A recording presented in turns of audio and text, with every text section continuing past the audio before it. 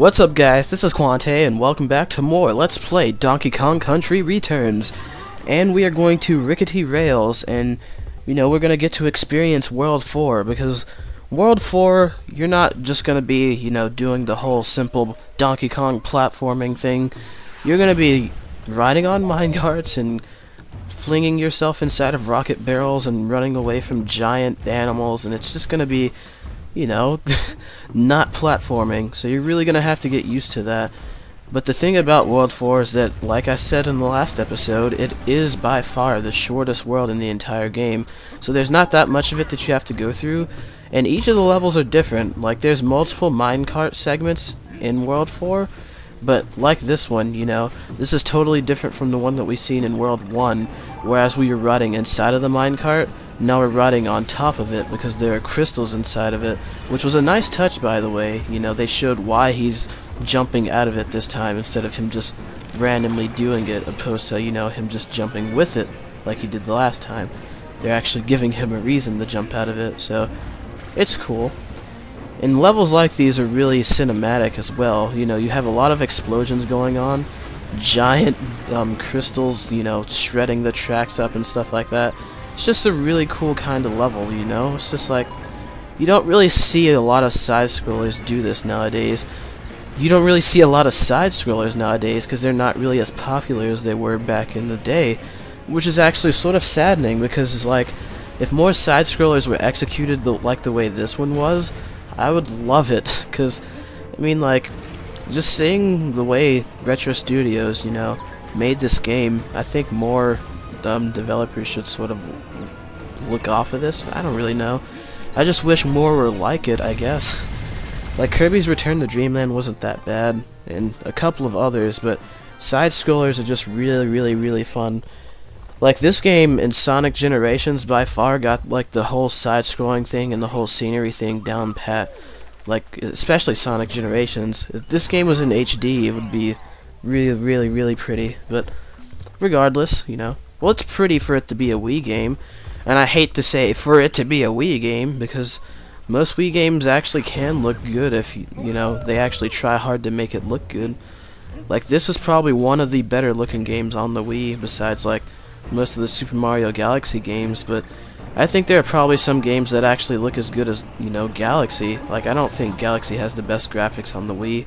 Graphics don't even matter in terms of games for me, as a matter of fact. Like, kinda don't really like it when kids at school and stuff like that are just like, oh, I don't want to play a game that's 20 years old, it has bad graphics.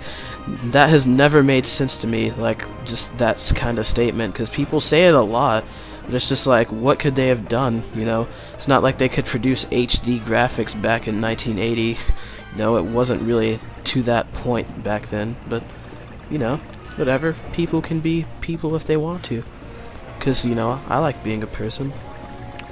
Being a person's fun. Whatever. I don't even know what I'm talking about anymore. But this level, it's sort of a minecart level mixed in with, trains. Riding on trains, of course. Somehow this train has vegetation growing on the bottom of it. Don't even know why. But you sort of alternate between, hanging on the vegetation, of course, and then jumping off of these minecarts. And this level really isn't that long. You just kind of gotta watch out for when the trains actually crash into stuff. And, well, you're pretty much hunky-dory. And you might want to go into the background right here because, well, there are a bunch of banana coins, and you can get the G back there. So, make sure you don't miss that, because I frequently tend to miss that. I'm surprised I actually did that on my first try, because sometimes when I play, I can't really get, like, hitting that T-key in order to go into the background. For some reason, I always end up missing it. But I did it flawlessly that time, so I'm pretty happy. But hey, you can actually watch me go in Cranky Kong's shop and buy the key this time, because I'm actually recording this consecutively to the last episode. I'm not waiting a whole nother day before I record. And I need to stop doing that. But I don't know. I might end up having to record when people are home, too, because I don't really get nearly as much recording done as when I actually first started Let's Playing, and it's been a whole year. And I don't really put out nearly as many videos every week as I used to, but at least I'm still putting some out, even if it's one a week, at least it's still something. I mean, come on now. But, oh, another minecart level. But we're gonna stay inside of it this time. And bombs away. Oh, this level. Gotta love it. So this mole guy is gonna be following us the entire time. And you kinda gotta watch out for him, because he's gonna be blowing away the track with bombs that he just, you know, pulls out of his minecart. That happens in video games a lot. Like, for some reason, your foes are always riding in some sort of thing, and they always have an endless supply of weapons to throw at you. I'm looking at you, Lakitu. And this guy. You know, look at this fat log. How many bombs can he fit in there with him? I don't get this. Look at how fat he is. But whatever. I've been using fat log too much. The black guy gamer is really corrupting me with his speak of fat logs. But whatever. I'm gonna make that a thing. You guys need to start saying fat log from now on, because so I won't feel as bad about saying it. Whatever. I like this part right here, because you gotta sort of be really precise on which mole you jump off of to get the letter. But, like I said, you know, a lot of the levels in World 4 are really just cinematic and automatic, if anything. You're not really doing any platforming. I mean, it's not automatic to the point where it's like Sonic Rush. I mean, you're still jumping and ducking and doing stuff to make it seem hard, but it's not really anything too bad. And you're pretty much forced to get that G right there, because you have to jump or else you're gonna die. So there's really no way to miss that, and if anyone has ever missed that, I don't even know how. But we're done. I'm realizing that most of these levels are actually short, and this is actually where I sort of think the game picks up in terms of difficulty. Or at least if you're playing the rocket barrel levels, the minecart levels really aren't that bad. Like, I haven't died on a single minecart level yet, but when you're getting to some of these freaking rocket barrel levels, and we only have 2 levels left until we get to the boss, gosh. But they're both rocket barrel levels. And I'm just going to do Mole Patrol first, because this is the easiest of the rocket barrel levels that we're going to be doing. So let's just get right to that. Hopefully I don't end up dying. That's the thing, though. Like, I can already tell, like, later on in the LP when they start getting really hard, I'm just going to end up having the cut eventually or something. I don't really know. As long as I stay focused, which is the thing, like, I'm surprised I haven't died on any of the minecart levels so far, or haven't made any random mistakes. Because usually I always do, and that's just when I'm playing. Like right now, I'm talking and doing a Let's Play, and surprisingly enough, I haven't ended up, you know, making any sudden, you know, mistakes or anything. And I know that I'm saying that now that I'm probably going to end up, you know, dying, but whatever. If I jinx myself, I jinx myself, and that's just pretty much the way it's going to be. But, you know, getting the Kong letters when you're in the rocket barrel sections is always really awkward, though. I almost sort of wish that they weren't in these types of levels, because sometimes you just end up killing yourself trying to get them. Especially since they put them in pretty dickish placements at times. But hey, there's my death, and I had full lives. I hadn't even noticed that before, but yeah, my lives are pretty much maxed out at this point. Unless you can go past 99. I don't really remember if you can, but I don't think you can. Because in most side-scrollers nowadays, you can't go past 99 lives. Not really sure about this game, though. I think you can go past 99 in this game. I don't really know. But following this thing, why? Don't really know. I think we're almost done with this level now that I think about it. It's pretty much done right about now, if I really... Yeah, there's the G. I'm just really worried about the next rocket barrel level. Oh my gosh. Because I just hate it so much. So much. It's really hard for no reason, but we'll see how it goes. Surprisingly enough, I have enough time to do it. Like, I made really great time in this episode. I'm actually surprised at myself. If I can actually get this done in a reasonable amount of time, I'll be happy. And if I get to fight the boss. So this will be like a really short, not short episode, but, you know, getting an entire world done in an episode is actually pretty good. Because I didn't even do that with World 1. If I can manage to squeeze in the temple level, I might as well do that as well, but I don't really think that's going to happen. I might have to save that for the next one. But they trick you. They're like, oh, you're going to go in the minecart? Well, no, frick you. What you're going to do is go down here and piss off a bunch of bats. And that's what you're going to be doing for this entire level. Bats are pissed you woke them up, so now you have to pay the consequences.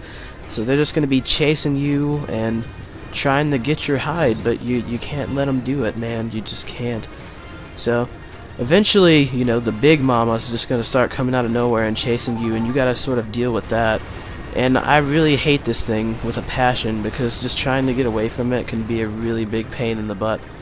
And it's just getting in the background and stuff. I don't know why. I think it's really good programming and whatnot. I don't even know what I'm saying anymore. I just don't like the level, because it's just a lot of stuff to dodge. You have to have precision when dodging with this thing, and it's sort of hard to do, because you're just tapping a single button to make it go up and down and descend and whatnot. Especially at these parts, I just don't like it, because it like pops up from different places, and you sort of have to get items really close to where its head would be. But I'm doing good so far. I know there's a certain part of the level that I'm gonna die at, and I'm really gonna hate that. But I don't know. We're really close to it now, and it would have sucked if I ran into that ledge right before the checkpoint. I would have actually been quite mad at that. But here's the part that I always die at. When he does his little echolocation thing, I really don't like that. But you gotta make it so, like, in a way, you have to be able to drop down and get that Kong letter, and you have to sort of lure him to where you want him to be so he's not in the way when you're trying to get the Kong letter. But I never can. It's just like he always ends up killing me, sort of like he just did, and I don't like that. So I think I kind of recommend, you know, making him gradually float his way to the top so you can have time to descend down when you actually get towards the letter. But it's sort of hard to execute. I mean, like, I don't really know what else to say. I mean, I'm pretty sure I'm gonna end up being stuck on this part, and I'm not gonna do it, like, in the next couple of tries. I might actually end up having the cut, because I'm just pathetic at this part. But we'll see. Well, I got the G, so actually maybe I might end up doing it this time. But, you know, here he goes with his special beam cannon, and he's dead. So that wasn't that bad. Not as bad as I thought it would be anyway. But we got it done, so I think we're actually going to be able to take on the boss. So that's just what I'm going to do. I mean, we're at 12 minutes, but it really doesn't matter, because the boss really isn't that bad. Even though this was the hardest boss in the game for me when I first got it, but we'll see what it is. The Mole Train. So, this is really good, actually. I'm surprised at myself. I actually did good on this world, and I was actually sort of worried about it, if more often than not. I don't know. But let's just get this over with. If you have Diddy Kong, this is extremely easy, too. But, you know, they're just walking around, and these moles are just having a good old time eating blanabas. And I really like this guy's song, his variation of, like, the tiki chanting theme, because he's like a ukulele or whatever he is. Not a ukulele. I don't know what he is. He's sort of a stringed instrument. But a banjo, that's what I'm going to call him. But I just like his variation of the song. It's really cool. But we're going to be fighting that big mole construction guy. But not right away. So, this is the mole train. And you can get to the mole train, like, really easily if you have Diddy Kong, simply by using the whole roll off the side and then jump technique from the older Donkey Kong Country games. But if you're not doing that, you simply just have to wait it out until, like, a triggered cutscene happens where the minecart that you're on rides up to these other ones and connects with it. But, you know, you can cheap it out with Diddy Kong and get to this part fairly easily, simply because he has his hover abilities and his roll is a lot more effective than Donkey Kong's. So, yeah, that's what makes this boss really, like, not so hard, just exploiting Diddy Kong's abilities. But I would only recommend rolling and doing that on a slope. If you're not gonna roll on a slope and try to get onto their minecart, well, you're pretty much screwed, because you can get really good air that way. See, I was just able to not even have to float there. So make sure you're, like, gonna roll at a slope, or else you're just gonna be, like, just pretty much screwed and have to fall off the cliff and do this really long boss fight all over again. Because this isn't a short boss fight at all, but whatever. And we're not even to the big guy yet, is the thing. The big guy is really what we're going for, and we're just fighting these little subordinates of his. But let's just get this guy out of the way, gosh dang it. And oh, I thought it was gonna be the middle cart. I was like, is it gonna be the middle cart every single time? 2 at a time every single time? But this really isn't that bad of a boss fight, but for some reason, when I first got this game and first played this boss fight, I just thought this was the most horrible boss in video game history. It's not really that bad though, once you're good at the game and stuff like that. And these moles frequently drop hearts, so you don't really have to worry about anything. Like, the only way these guys can remotely damage you is if they pop right up from under you, because they have those sharp claws, but other than that, you know, after 3 phases, you connect with the thing once again and have to fight the Big Daddy. So, he makes like all the bananas shake, and makes it so like, it's almost like there are more moles, but no, it's just him. And it makes it like physically impossible for this to happen, because how is he switching through these minecarts? I don't understand. Whatever. He's dead. And this is sort of brutal. Donkey Kong just completely mutilates this guy. Almost at his own cost, though. Because, you know, they're both gonna die, because the track ends here. Sorta, kinda. Not really. The drill just drops and then, you know, we're completely safe. I still don't know how Donkey and Diddy actually get out of here. Maybe they, like, you know, conduct the train to go backwards. But whatever. Let's kill this guy and be on our way. So, yeah, got our 22 hits on this guy, and, well, World 4 is done. So I think in the next episode of Let's Play Donkey Kong Country Returns, we will do the temple level, and then we will move on to World 5, which is the forest, which is really where the game picks up in difficulty, if not this one. But yeah, I'll see you guys later on the next episode of Let's Play Donkey Kong Country Returns.